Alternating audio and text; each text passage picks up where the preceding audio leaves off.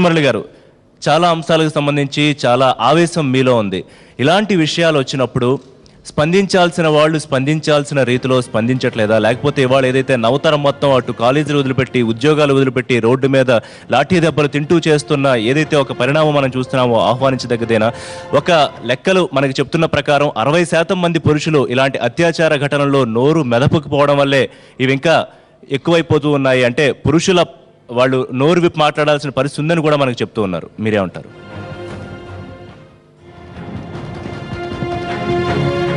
ఇలాంటి జరిగినప్పుడు చట్టాలు చాలా కఠినంగా ఉండాలి, బలంగా ఉండాలి, ఎనభ తెరల్లా ఉండాలి అని చెప్తా ఉన్నాం.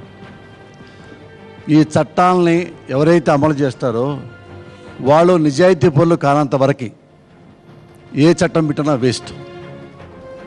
ఆ చట్టాన్ని ఎవరి చేతుల్లో ఉందో వాళ్ళే పెద్ద రేపిస్టులుగా ఉన్నారు. ఢిల్లీలో ఏం జరిగిందంటే ఎవడో అనామకులు నలుగురు లేమెన్స్ వాళ్ళు రేప్ చేశారు, ఎక్కడో అన్అఫిషియల్గా రేప్ చేశారు, మన దృష్టికి వచ్చింది. కానీ హైదరాబాద్ నడిబొడ్డులో గవర్నరు అఫిషియల్గా అమ్మాయిలు రేప్ చేశాడు. ఇక్కడ తివారీ అనేవాడు ఒక రాస్కెల్ ముఖ్యమంత్రి చేశాడు ఒక రాష్ట్రానికి, అఫిషియల్గా అమ్మాయిలు తెప్పించుకొని రేప్ చేశాడు. వాళ్ళ పక్కలో పడుకున్నారు. ఏం పీకాం? ఎవరు తిడతారు మీరు? ఏ చట్టాన్ని తిడతారు? ఏ న్యాయ వ్యవస్థ తిడతారు? ఇండియాలో ఏ వ్యవస్థ అయినా సరే నిజాయితీగా పనిచేస్తుందా? ఒక్క వ్యవస్థ చెప్పండి. నిజాయితీగా వ్యవస్థలు పనిచేస్తుంటే అప్పుడు ప్రజలు నిజాయితీగా ఉంటారు. ప్రజలు ఎందుకు నిజాయితీగా ఉంటారు? ఎలా నిజాయితీగా ఉంటారు? ఎందుకు ఉండాలి? తీసుకోండి, పోలీస్ వ్యవస్థ తీసుకోండి. పోలీసు వాడు అమ్మాయిని ఫోన్ చేసి నైట్ రమ్మని చెప్తున్నాడు. ఇదే హైదరాబాద్లో చూశాను నేను. న్యాయమూర్తులు తీసుకోండి, అమ్మాయిలు మోసం చేసి వెళ్ళిపో, నేను న్యాయమూర్తిని, నువ్వేం పిగుతావు అన్న న్యాయమూర్తులు ఉన్నారు. రాజకీయ నాయకులు చూసుకోండి. ఆ రాజకీయ నాయకుడు పుట్టకే, ఒక ఎమ్మెల్యే పుట్టక, ఒక ఎంపీ పుట్టకే అక్రమ సంబంధంగా పుడుతున్నాడు వాడు, ఎమ్మెల్యేగా ఎంపీగా. ఏమండి, ఎవడైనా ప్రజాసేవ చేసేవాడు డబ్బులు ఖర్చు పెడతాడా? ఇది వ్యాపారం. రాజకీయ వ్యాపారమేనా? వాడు సారా పోసి ఓట్లు కొంటాడు, డబ్బులు ఇచ్చి ఓట్లు కొంటాడు, కులాన్ని వాడతాడు, మతాన్ని వాడతాడు. ఇలాంటి రాస్కెల్స్ ఎమ్మెల్యేలు ఎంపీలు అవుతుంటే, వీళ్ళు అసెంబ్లీలో కూర్చుంటే ఎట్టండి మంచి మంచి చట్టాలు అమలు అవుతాయి? ఎట్టండి రేపులు జరగకుండా ఉంటాయి? వీళ్ళని చూసే కదా ప్రజలు చెడిపోతారు. మా ఎమ్మెల్యే గారు డబ్బులు తింటున్నాడు, మా ఎమ్మెల్యే గారు బుకప్ చేస్తున్నాడు, మా ఎమ్మెల్యే గారు అవినీతిగా ఓట్లు కట్టినాడు, నేను కూడా రాంగ్ రూట్లో వెళ్తా, నేను కూడా షార్ట్ కట్లో సుఖం పొందుతా. వాడు షార్ట్ కట్లో ఎమ్మెల్యే అయిపోయి కోట్లు సంపాదిస్తాడు కదా. ఈ ప్రజలు వాడి కార్యకర్త కూడా షార్ట్ కట్లో అమ్మాయి రేపు చేయొచ్చు, మా ఎమ్మెల్యే కాపాడతాడు. అవును కదండి. మనకి 2 చట్టాలు ఉన్నాయి. ఇండియాలో ఎక్కువే ఉంది, బ్లాక్ మనీ, వైట్ మనీ ఉంది. అలాగే బ్లాక్ చట్టం, వైట్ చట్టం ఉన్నాయి కదా. మొన్న ఎవరినో ఇక్కడ 5 స్టార్ హోటల్లో నిన్నే పేపర్లు ఇచ్చారండి. ఒక అమ్మాయి బొంబాయి మోడల్ వచ్చింది, ఒక అబ్బాయి తీసుకొచ్చాడు బ్రోకరు, ఆ అమ్మాయిని పట్టుకున్నారు.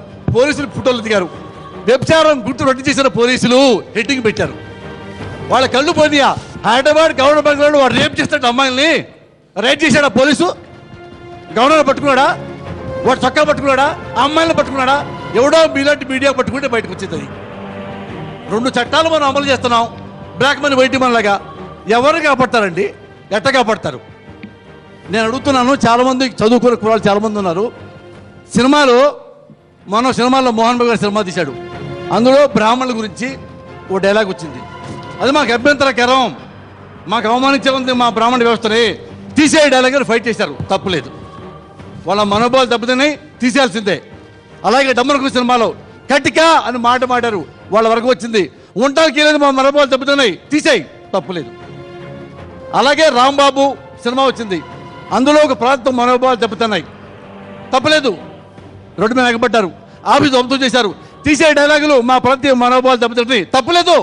వాళ్ళ మనోభావాలు దెబ్బతిన్నప్పుడు తిరగబడ్డారు, కొట్టాల్సిందే. మా సినిమా నేను తప్పించాలని కూడా కొట్టాల్సిందే. ఇంత చైతన్యం వీళ్ళందరికీ, ఈ స్టూడెంట్స్ వీళ్ళంతా కలిపేసి ఇంత నిజాయితీగా ఉన్నారే, చిన్న సినిమా డైలాగ్కి ఎగబడుతున్నారే.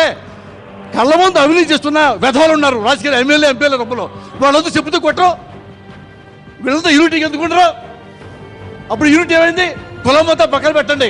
కళ్ళ ముందు కోట్లు దొబ్బుతున్నారు ఎమ్మెల్యేలు ఎంపీల రూపంలో చాలా మంది రాజకీయ నాయకులు. వాళ్ళు చెబుతూ కొట్టరే, మన డబ్బులు వసూలు చేద్దాం, అది మన డబ్బులు కదా. ఈ చైతన్యం మొత్తం ఉండాలా ఢిల్లీలో ఉన్నట్టుగా. అలా ఉంటే ఏమన్నా కొంచెం మేలుకొలుపు వస్తుంది. Okay, right.